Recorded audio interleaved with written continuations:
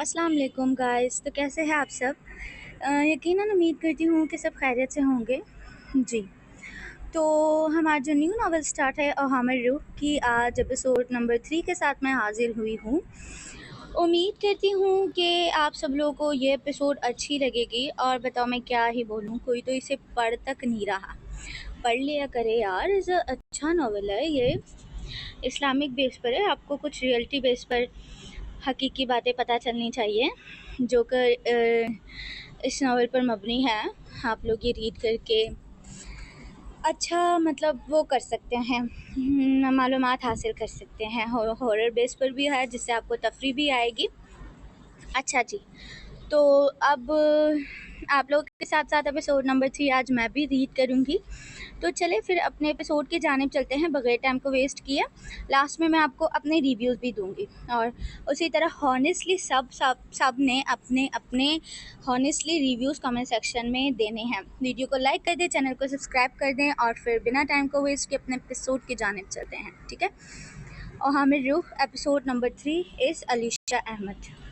Don't copy paste without my permission. उसकी car office के बाहर रुकी थी। वो कार से निकलती एक अदा से चलती ऑफिस के मेन डोर से अंदर दाखिल हुई। आज उसकी गर्दन चिपी हुई थी। वो हमेशा जो वो हमेशा जोन से भी टॉप पहनती, उसमें उसकी गर्दन मुकम्मल नज़र आती थी। लेकिन आज वह मफलर लपेटे आई थी। दुपट्टा तो उसकी ज़िंदगी में कहीं था ही नहीं। आमना उसे देखते उसके पीछे चलने लगी। आमना, आर्टिस्ट को मेरे डिज़ाइनिंग रूम में इकट्ठा करो। वो आमना को तनबिया करती, तेज़ कदम उठाती डिज़ाइनिंग रूम की तरफ बढ़ रही थी। आमना अज़बात में सर हिलाती वापस मुड़ी थी। जी मैम, मैं अभी सबको बुलाती हूँ। उसने डिज़ाइनिंग रूम में आते ही अपना लैपटॉप ऑन किया था।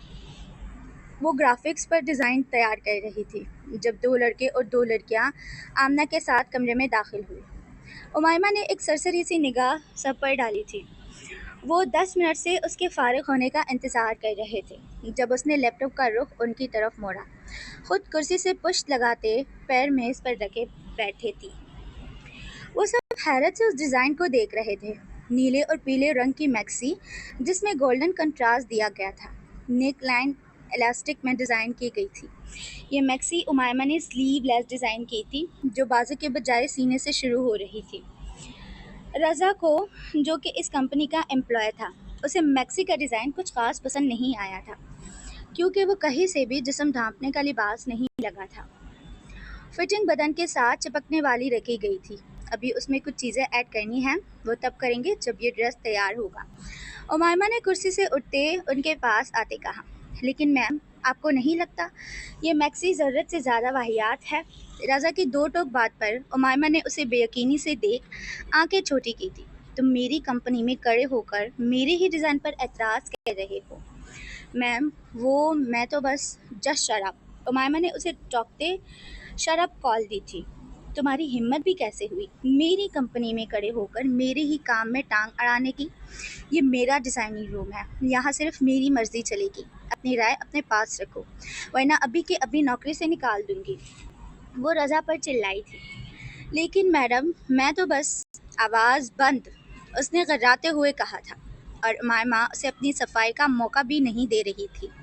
बाकी एम्प्लॉयज़ उसे खामोश रहने का इशारा कर रहे थे।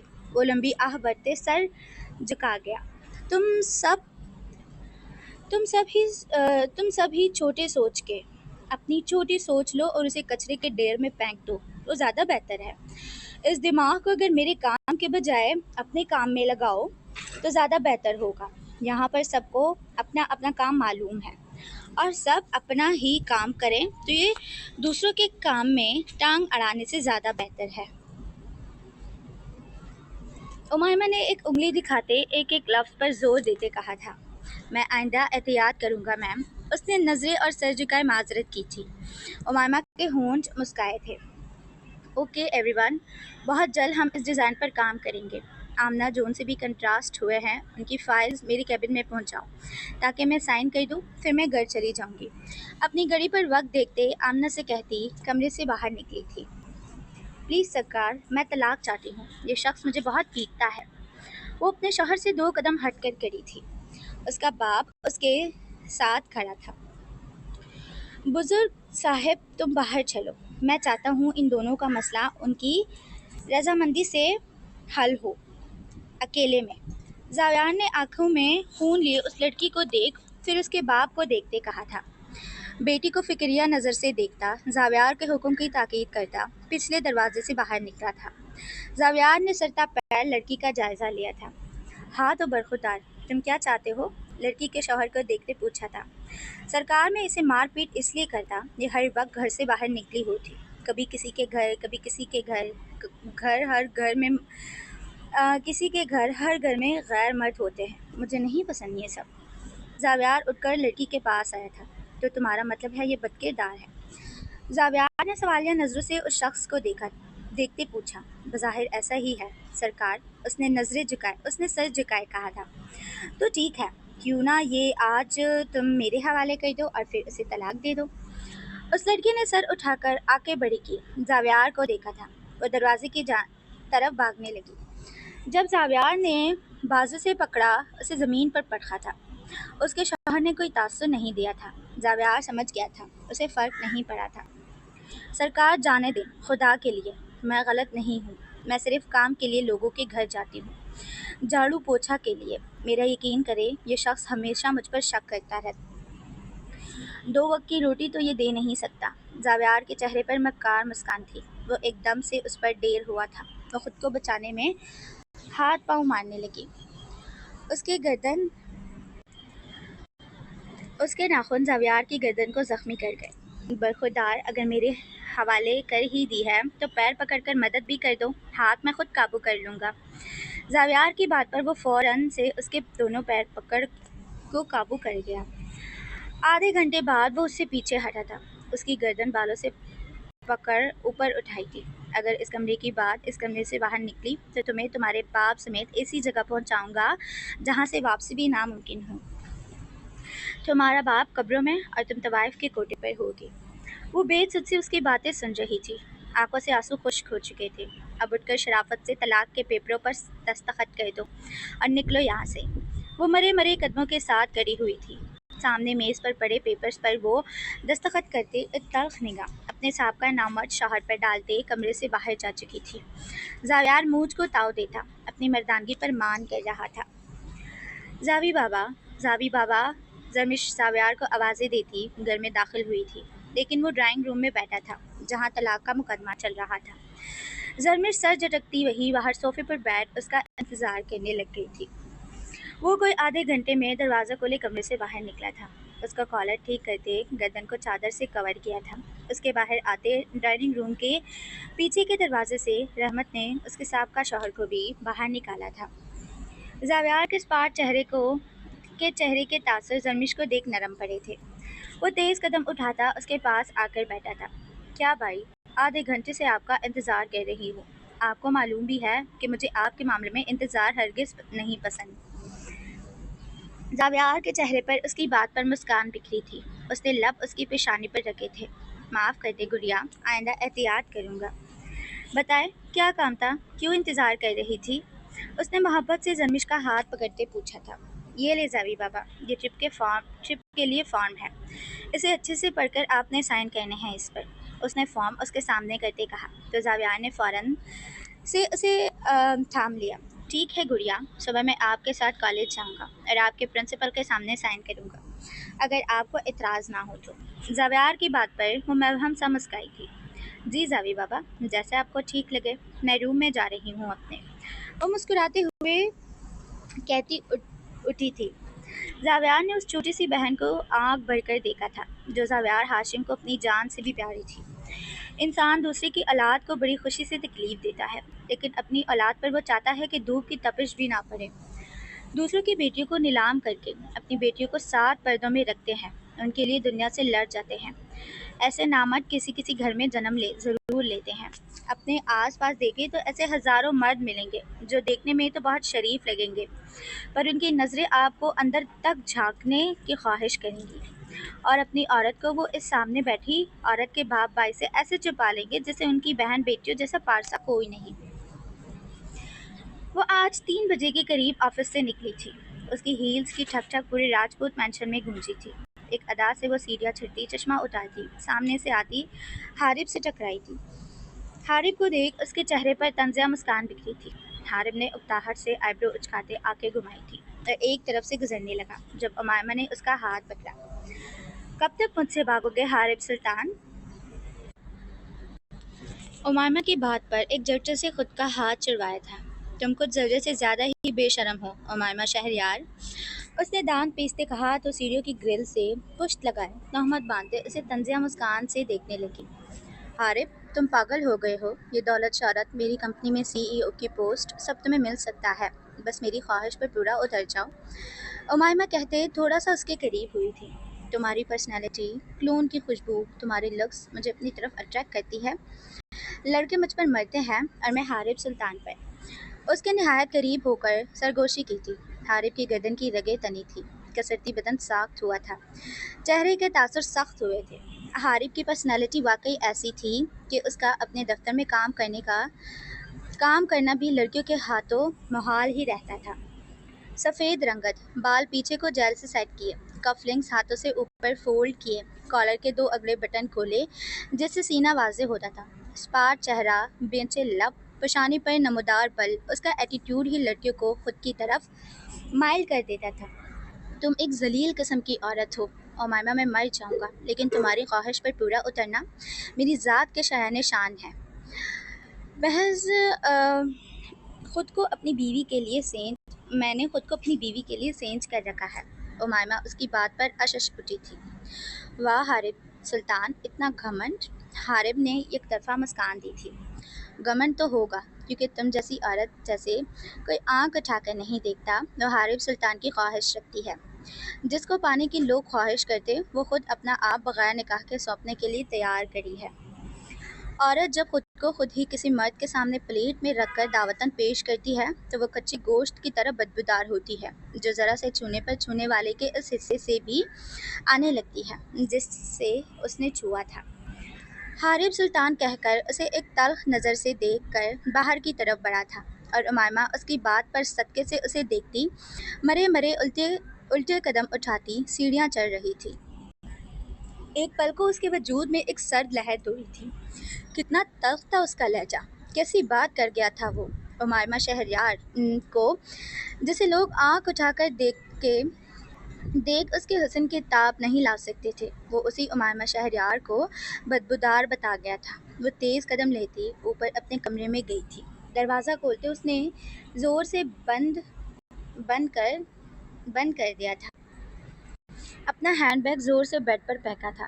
یہ سمجھتا کیا ہے آخر خود کو؟ اس کی اوقات ہی کیا ہے میرے سامنے؟ سالہ 2 کوڑی کا انسان مجھے بدبودار بتائے گا؟ کوئی بات نہیں حارب سلطان، ایک دن اسی بدبودار کے قدموں میں گر کر ناک رگڑ کر تم معافی مانگو گے۔ وہ آئینے میں خود کو دیکھتی ایک ایک لفظ پر زور دیتی بولی تھی۔ وہ گھر سے نکلا تو تھا دوبارہ آفس جانے کے لیے، پھر وہ آفس نہیں گیا تھا، وہ امام صاحب کے پاس بیٹھا تھا۔ جب سے امائمہ سے اس کا سامنا ہوا تھا اس کا دل بری طرح سے گھبرا رہا تھا۔ بیٹا، اگر تو تم اس کے لیے نیت صاف رکھتے ہو تو پناہ مانگو اس کے شر سے، دعا مانگو اللہ سے کہ اس عورت کے گندے شر سے تم محفوظ رہ سکو۔ تم مرد ہو اور مرد ذات تو پل میں بہک جاتی ہے۔ امام صاحب کی بات پر اس کی آنکھوں میں نمی اتری تھی۔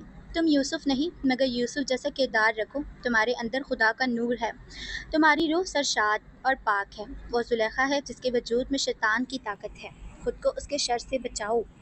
امام صاحب مجھے کچھ ایسا وظیفہ بتائیں جس سے میں ان چیزوں سے بچا رہوں، میں بہت بے بس ہوں، مجھے ہر پل اس کے ہاتھوں اپنی بہنوں کا ڈر لگا رہتا ہے۔ اس کے آنسو دیکھ امام صاحب نے شفقت سے اس کے سر پر ہاتھ رکھا تھا۔ اطمینان رکھو بیٹا، درود پاک سے بہتر اور استغفار سے بہتر کوئی عمل نہیں، پرسکون رہو، اللہ نے تمہیں اپنی محبت کے لیے چنا ہے، تو ہی تم یہاں میرے پاس بیٹھے ہو۔ اپنی بہنوں کی فکر مت کرو، جب تک تمہارا کردار پاک ہے تمہاری بہنوں کی ذمہ داری اس رب کریم کی ہے۔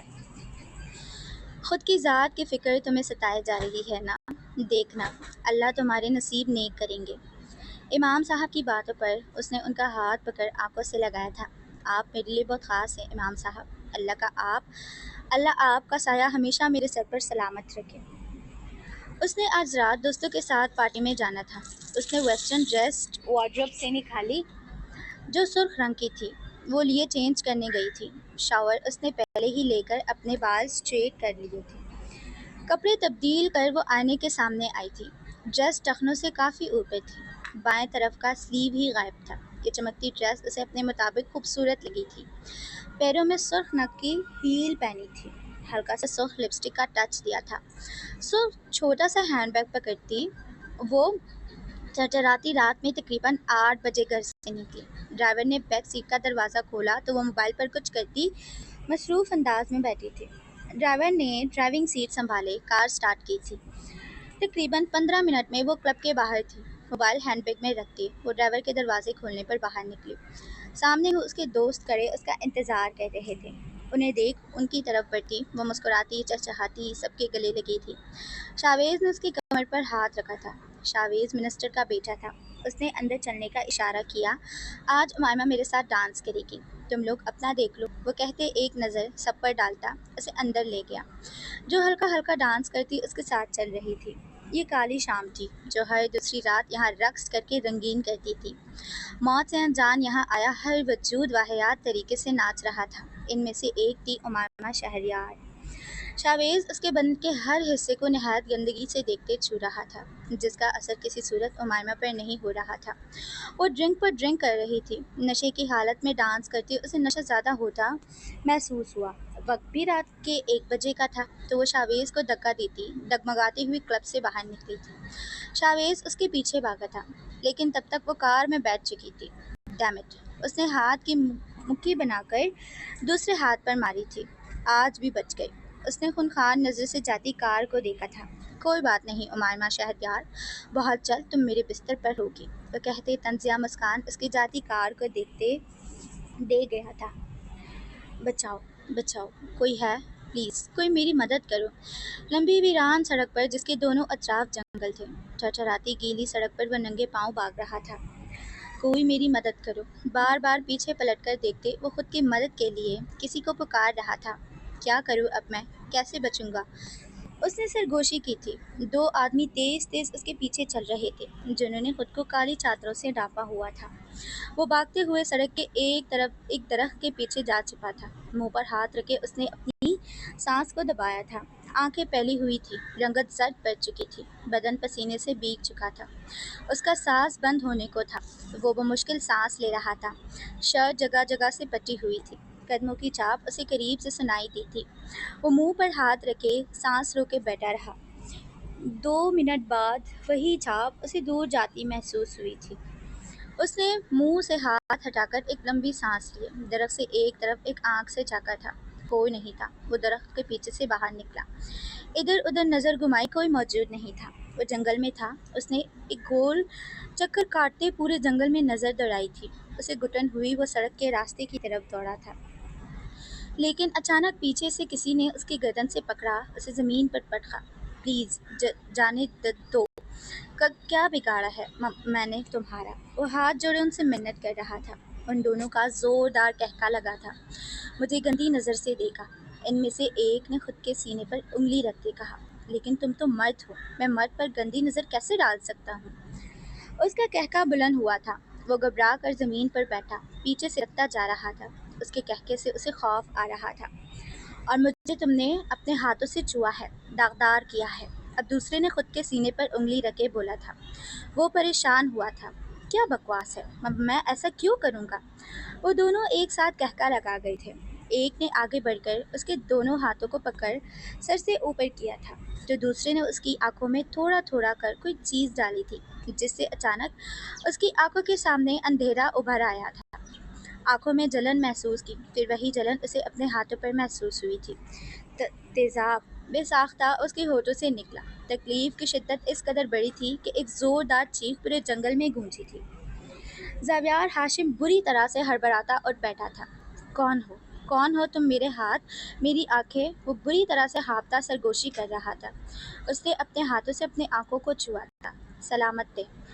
سب سائڈ میز پر پڑے لیمپ کو جلایا تھا۔ اس کا بدن پسینے سے بھیگا تھا۔ لمبے لمبے سانس لیتے اس نے اپنے سینے پر ہاتھ پھیرا تھا۔ پانی گلاس میں انڈیلتے گلاس لبوں کو لگایا تھا۔ آنکھیں سرخ ہو چکی تھی۔ ابھی اسے سوئے 1 گھنٹہ ہی تو ہوا تھا، یہ خواب اس کی آنکھوں کے سامنے آنے لگا۔ تم نے مجھے گندی نظر سے دیکھا، تم نے مجھے چھوا، داغدار کر دیا۔ اس کی سوچ ان 2 جملوں پر اٹک گئی۔ جب پہلے پر اس کے ذہن میں سنیہا کا خیال آیا، جسے زاویار ہاشم نے گندی نگاہ سے سر تا پیر دیکھا تھا، اور دوسرے جملے پر اسی دن کا اس لڑکی کا واقعہ سامنے آیا، جسے اس کے شوہر کی اجازت سے اس کے ساتھ پہلے غلط کیا اور پھر طلاق دلوا دی۔ اس کی آنکھیں پھیلی تھی۔ نہیں، ایسا نہیں ہو سکتا۔ حقیقت کی دنیا کا خوابوں کی دنیا سے کوئی واسطہ نہیں ہو سکتا۔ وہ سر ہلاتا بے یقینی سے سرگوشی کر رہا تھا۔ ایسا ہو ہی نہیں سکتا، یہ سب میرا وہم ہوگا۔ لیکن اگر حقیقت ہوا، وہ بیگ ٹران سے پشت لگا گیا۔ میں نے بھی تو غلط کیا ہے۔ اگر واقعی کسی نے مجھے ایسے تیزاب سے جلا دیا تو؟ وہ بے یقینی سے خود کلامی کر رہا تھا۔ یہ کیسے سب ٹھیک ہوگا؟ میں کیسے ٹھیک کروں گا؟ کیسے میں اس چیز سے بچوں گا؟ مجھے کچھ سمجھ نہیں آ رہی۔ ہاں، وہ بے قصور ہی تھی جنہیں میں نے بغیر جرم کے سزا دی تھی۔ وہ خود سے شرمندہ ہو رہا تھا، آنکھوں سے آنسو ٹپکے تھے۔ وہ پیر اکٹھا کرتے خود میں سمٹا تھا۔ آج اس کی آنکھیں شرمسار ہوئی تھی۔ وہ بستر پر سیدھا ہوتے لیٹا تھا، پر اب نیند کہاں آنی تھی اسے تو ویسے بھی نیند نہیں آتی تھی، اور اس خواب کے بعد تو بالکل ہی ناممکن ہو گئی تھی۔ جاری ہے۔ سو گائز، یہیں پر ہوتا ہے ہماری آج کے ایپیسوڈ کا اینڈ۔ امید کرتی ہوں جس طرح سے مجھے آج کے ایپیسوڈ اچھی لگی اور جس طرح سے ٹوسٹ کھلے، اس طرح سے آپ لوگوں کو بھی آج کے ایپیسوڈ پسند آئی ہوگی۔ اور ویڈیو کو لائک کر دے، چینل کو سبسکرائب کر دے، اور کمنٹ سیکشن میں اپنے رائے کا اظہار ضرور دیجیے گا۔ انشاءاللہ ملتے ہیں نیکسٹ ایپیسوڈ میں، تب تک کے لیے اپنا خیال رکھنا۔ اوکے، اللہ حافظ۔